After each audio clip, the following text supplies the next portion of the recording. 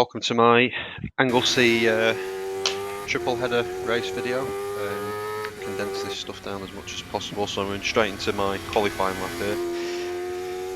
As you can see, I've already got a 10.8 on the board. Surprised this one was my fastest, to be honest, but this is the one I'm using. Got Naeem just in the distance, might give me a little bit of a tow here, but yeah, pleasantly surprised at how the car was handling in this session, because it rained all morning but it was actually dry. Went very soft on the setup just to try and make sure I could find some grip, and it kind of worked, but I could not get the car to kind of go any faster beyond this kind of 10.8. That it was just the stability wasn't there in the higher speed stuff when the car was on its nose. But ultimately, still good grip, and was able to be quite quick through the twisty stuff, which is important at Anglesey. So pretty quick lap here, and I've just rambled through most of it, but feel free to rewind at your leisure and watch it again if you want.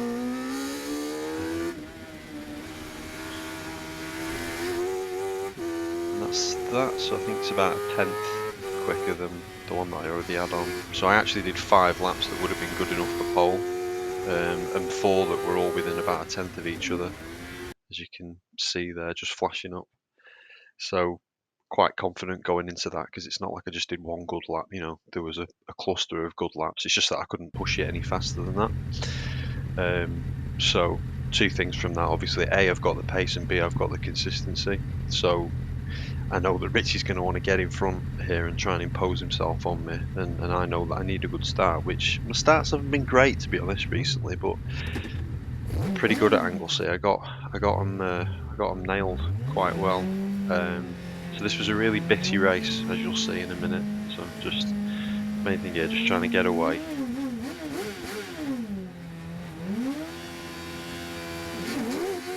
Quite a lot of wheel spin. Rich got a better launch than me, and God loves a try, but it's not happening. I've got the inside line, and there's no way that I'm going to gift him that. So to be honest, not in a cocky way, but it's kind of job done, unless Rich has found a load of pace from kind of qualifying to this session. I know that I'm pretty comfortable at this point. I can just kind of run my lines and try and get away.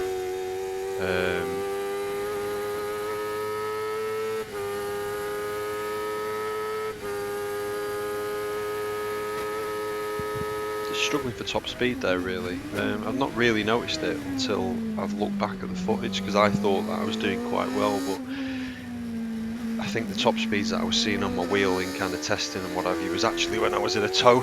So when I'm actually in free air, it's not very good at all, to be honest. So I'll have to look at what I've done differently this year versus last year, because last year I was getting consistently quicker top speeds out of the car than what I'm getting here.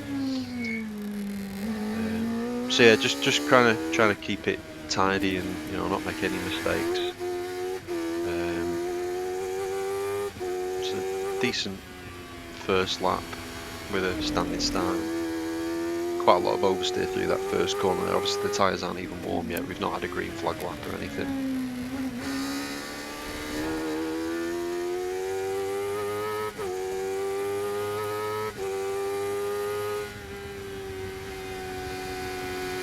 A little bit tentative through there, but it's quite windy, so if you get a gust of wind through church, it can really fire you offline.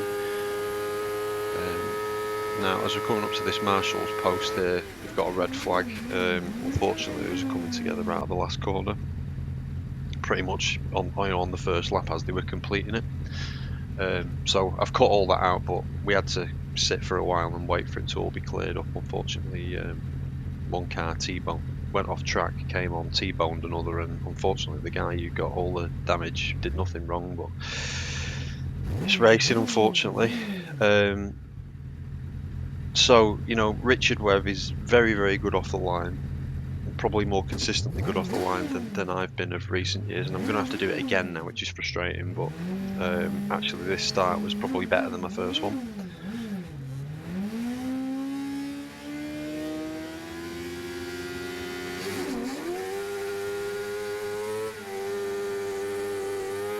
So again now, that first lap that I did, before the red flag, I got quite a good gap straight away. So again, all the focus is on just getting a good start and then keeping that position.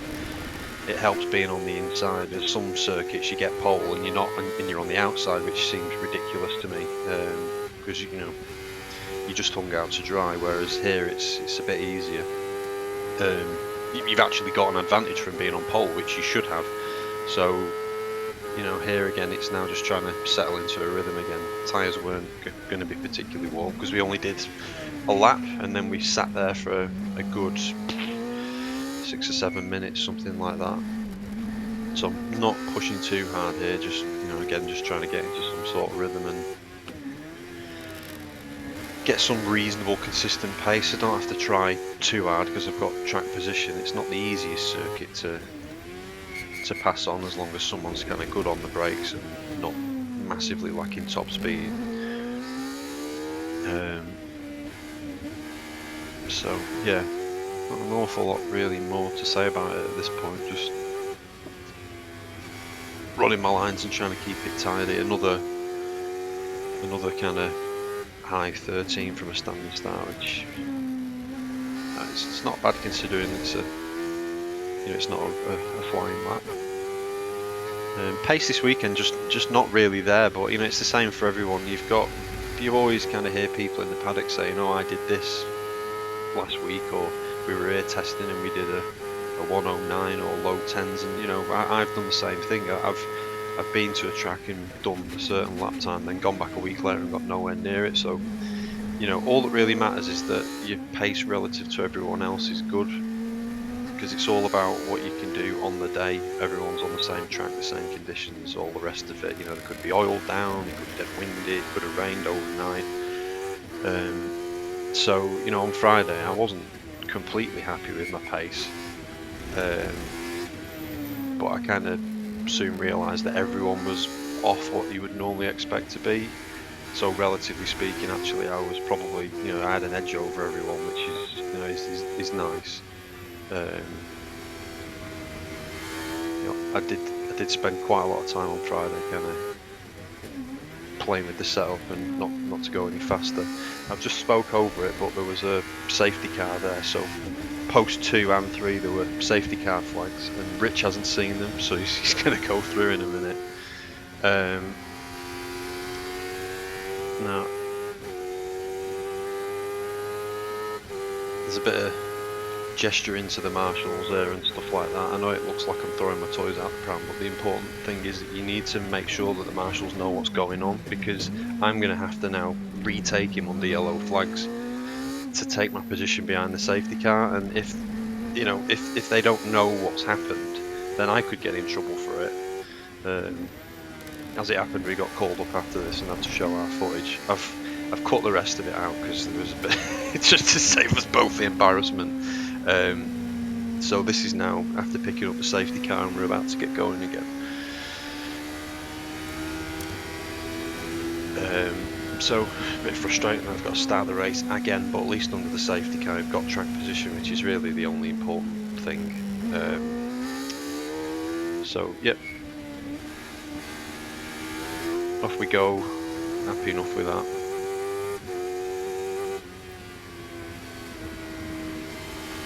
At this point, things are going through your head like, how much fuel have I got? We've done kind of a few laps that were aborted, then we've done a load of laps under the safety car, and I think they gave us more or less like 15 minutes reset after the red flag. So I'm thinking I've got plenty of fuel in for that, and I'm not going to be kind of under the weight or anything. But it's all these things that are going through your head, and you're thinking, I could still fall foul of something that's completely not my fault here, even after successfully restarting the race 3 times. So green flag there at that marshal's post, so all good now. It should be just a clean run to the end of the race, really.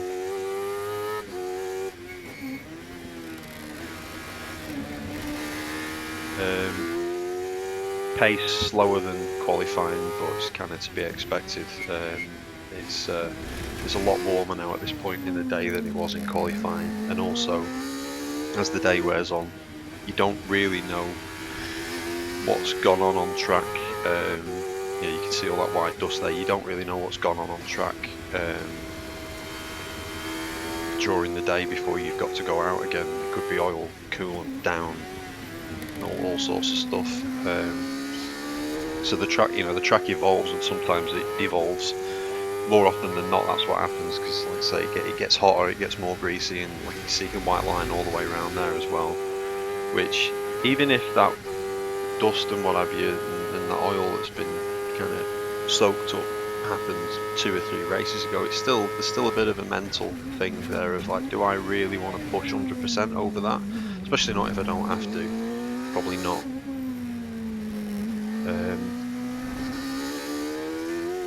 So yeah, not gonna achieve the same lap times that I did in qualifying in this race for various reasons.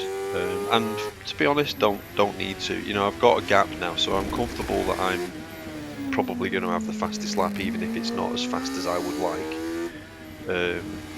Which means that, you know, pole for race 2, which is important.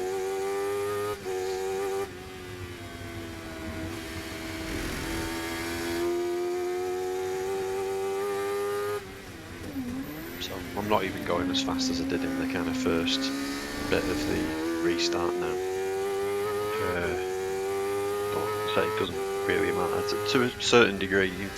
If you can win the race at a slower pace, then it's sensible to do that. You know, you don't need to kind of be locking your brakes up and flat spotting your tyres and giving your engine a harder time than necessary and all that sort of stuff, just to, you know, it's obvious that a lap record's not on, so there's no point in doing that for the sake of glory hunting, because, you know, I'm not going to make up that sort of pace. So yeah, sometimes the grip's just not there, and it is what it is. It doesn't really matter, as long as, like I say, relative to everyone else, you're doing good lap times.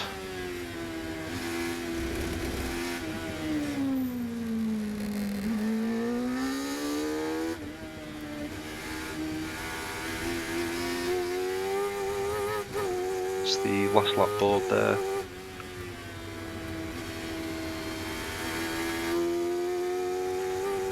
So nice to just get this race out of the way, to be honest, after the, you know, the multiple restarts and all the rest of it. Just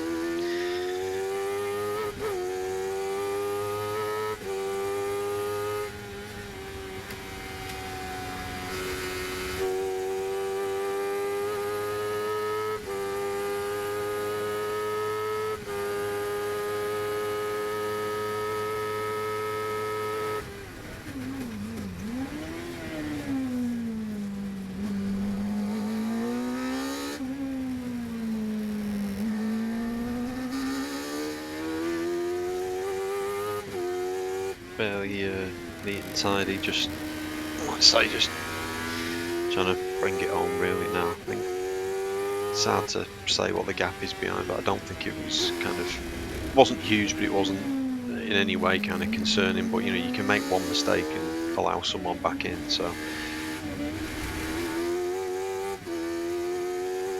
there we go, that's that.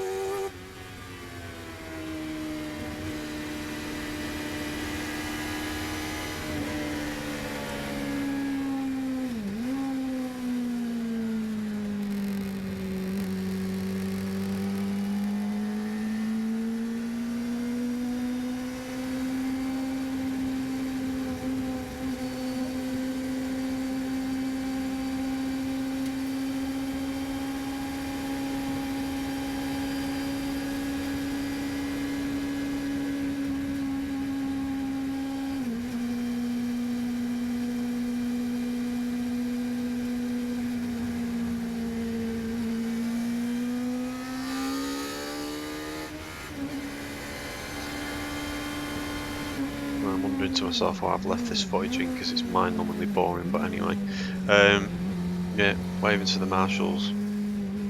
We had the Marshall's barbecue this weekend as well, which was great. So I think it's just a Sports 1000 thing, but, you know, we're a very social and conscientious bunch. So yeah, we got all the Marshalls together, and Tim Gray Motorsport and the Mittal Cars team put a spread on, and think we got 200 and something pound for the Marshals Fund and everything, because we can't go racing without them. Obviously, the volunteers, and us racing drivers are quite a selfish bunch, to be honest. So it's good to give something back.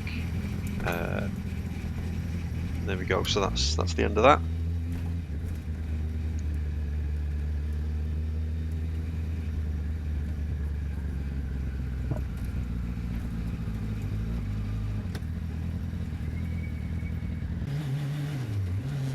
Right, now I've come straight into race 2 now. So starting on pole because I got the fastest lap in race 1. We got a green flag lap, which was nice because the conditions had changed quite drastically, as you can see from the last time we were on track. Now, because it's so wet, we had no wet testing, and I've changed the setup of the car quite a lot since the last time I drove it in the wet. I've set the car up very, very soft, and I think a bit of a mistake, really. I mean, the car was just way too unstable on the nose. You'll see as I'm kind of going through this footage here that it bites me quite significantly very early on. And yeah, just really struggling. The kind of car's just pushing on a lot and then snapping. So really, really lacking confidence in this. So got a good start again. Richie's very good in the wet, as you would expect, because he's a brilliant driver. And Scott Mattel's behind as well at this point. He's multiple champion. So him just turning in and it's gone big time. I actually thought that it was when I touched the throttle, but it'd gone kind of when I was off the throttle, about to pick it back up, or maybe I just picked it back up. I need to look it back again. Done a really crap job of turning the car around as well, so I've lost so much time here already. As you can imagine now, after that, fucking confidence is shot completely. Just gonna have to try and get a feel for what I can do with it, see where I can get back to, really.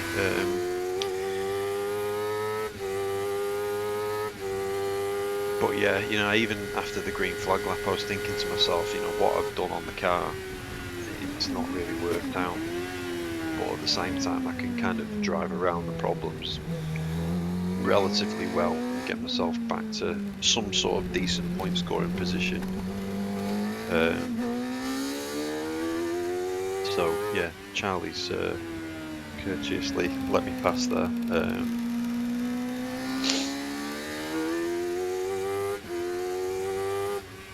Just trying to pick my way through for a few of these cars and get myself kind of back into the pack.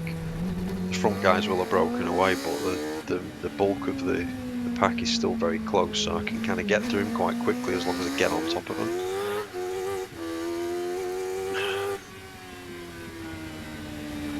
Driving past all my team, feeling like a complete clown. So we've got a good,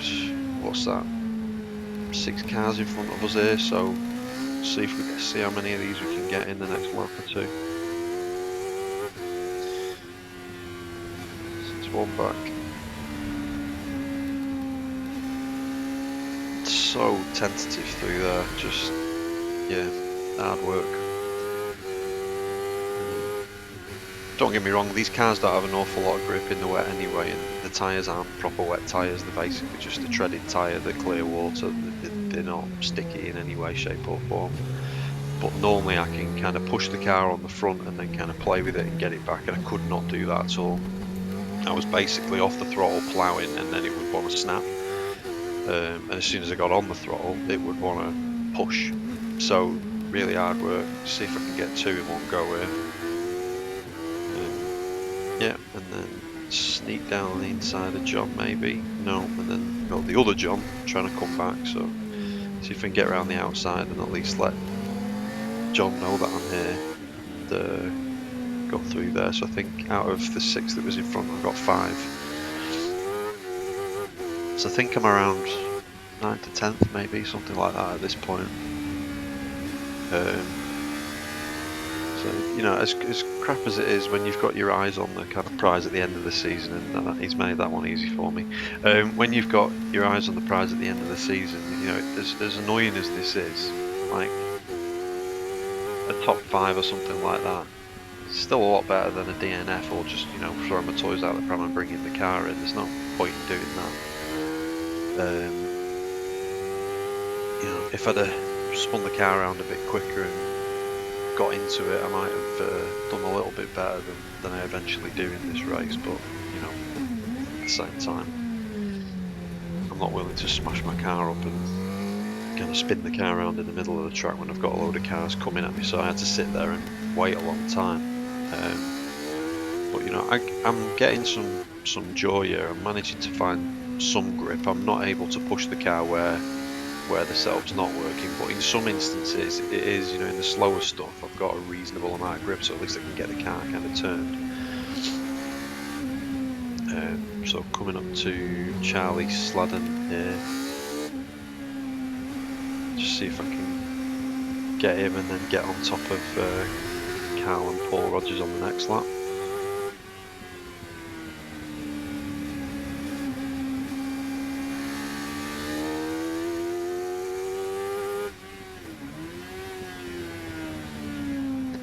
Just trying to be really smooth and gentle with my inputs on the brakes, particularly, so I can try and run the car in fast, but not, you know, still not lose it and get to the apex and get the car turned.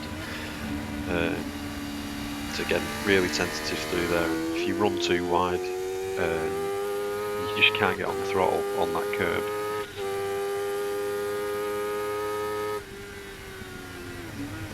So I'm off the throttle and braking quite early, but I'm actually running in with a lot of speed, so I'm kind of making it back up on controlling my entry speed on the brakes rather than trying to kind of stay in the throttle and then brake harder, because it's just going to upset the car more. So Colin up next, let's see if we can get him. It's not put up too much of a fight, he must have seen me come in. And then next up is Carl.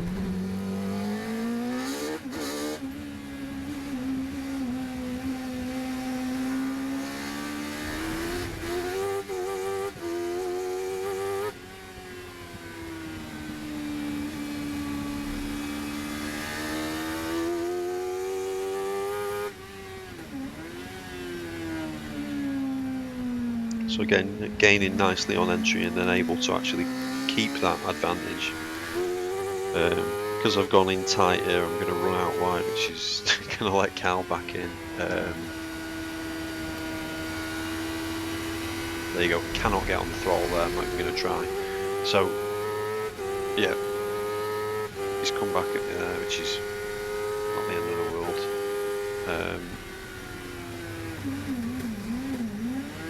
Next one is Paul, and I think if I can get Paul, that's 5th.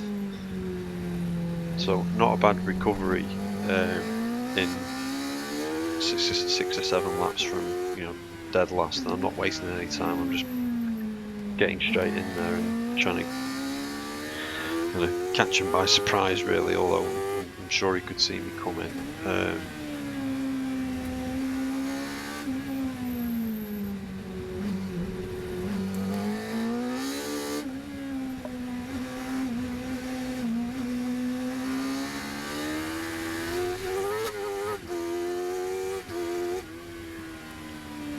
So yeah, we've got, I think now, Clint and Klaus in the distance, and at this point I was catching them. I actually had the fastest lap a few times in this race. It was only towards the end that, as it kind of got drier and what have you, my setup was even, it just, you know, I just couldn't push.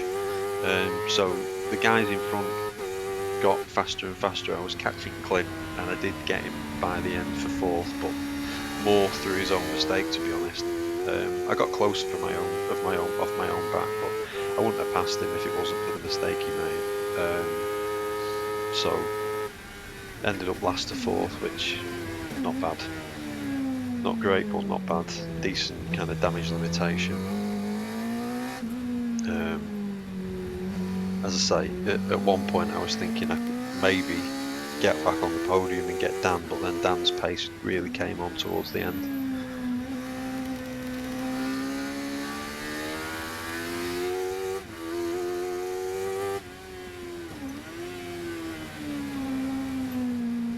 Right, and this is now jumping straight into race 3, so dry again.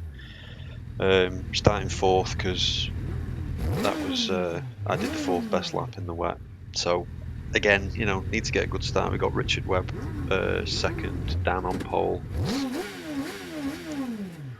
and Scott Mittel right next to me. So we've basically got 4 champions in P1, 2, and 3 and 4.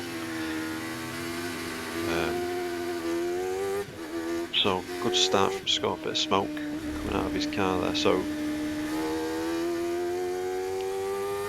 it's worth a try, but I'm not going to be able to really make this stick, I don't think. Yeah, so Scott's still there. He's giving me as much space as he really needs to. It'd be nice if I had a bit more, but yeah, now this is the first time that I've really had to follow any cars in a race in the dry, and front end washing out big time through church. Gaining big time on the brakes. Dan's locked up but managed to pull it back and maintain the inside. Now this is going to be critical for me to have any hope in hell of sticking with the 2 in front, is to try and make this one stick. So hard but fair racing. He's given me space and I'm not going to yield. So now we're in 3rd. It's just a case of what can we do, try and settle into it. I'm feeling not an awful lot of grip coming from the tyres at this point in the race. It's, just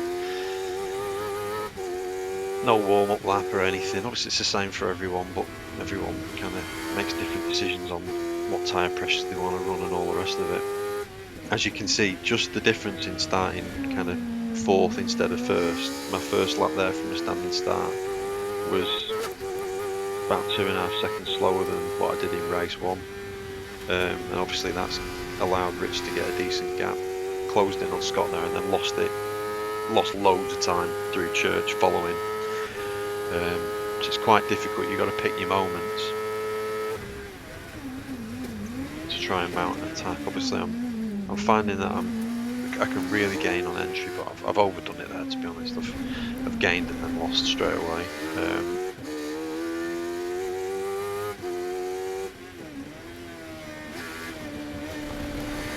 So bad shift there from 2nd to 3rd, and that is the start of many problems in this race, unfortunately. So I've left it in 3rd here because I've just had a bad 2nd to 3rd shift, so I don't really want to go back down to 2nd, which was the right gear for that corner. That 2nd lap wasn't good either. But they're not really getting away.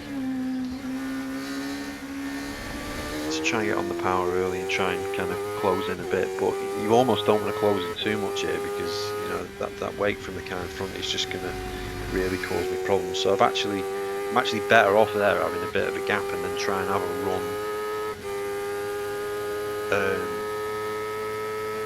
in the kind of 2nd 2/3 of the track. So I'm right on Scott now, and if I can pick the throttle up and get the car turned, I've managed to actually keep that advantage that I've just picked up, and now we're on them. Bad shift again, and unfortunately the damage is done, or it's only going to get worse from that point.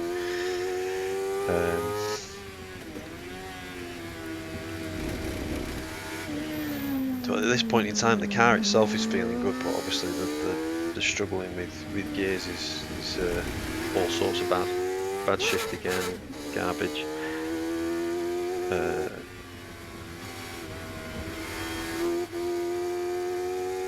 So 12:51, still not fast, but no one seems to be fast, so it's just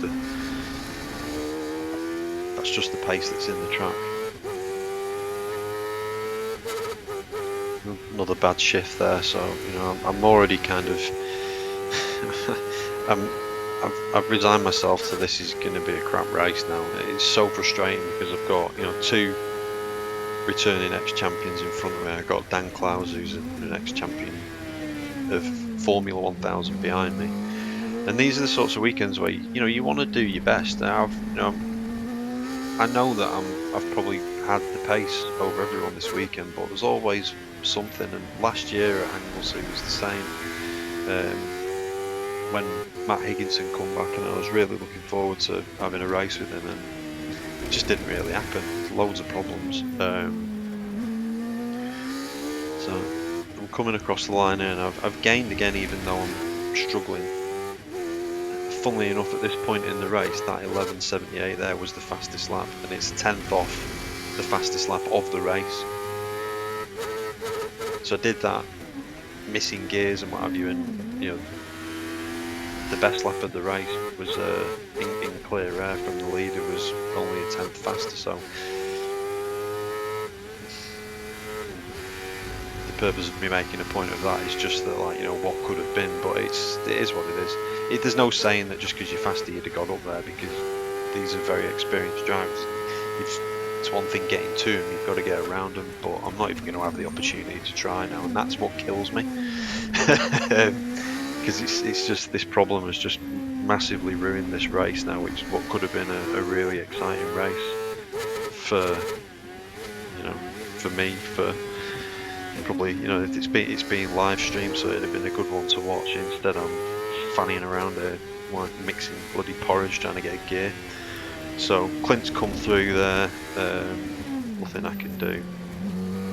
At this point I'm thinking, do I come in, or what should I do? I stayed out for the entirety of the race and ended up 10th, but I'm not going to show all that because it's painful to watch. So yeah, hope you enjoyed the highlights of the weekend. As I say, just kind of tale of two halves. Started off really well, but could have been so much better. But championship wise, not really the end of the world.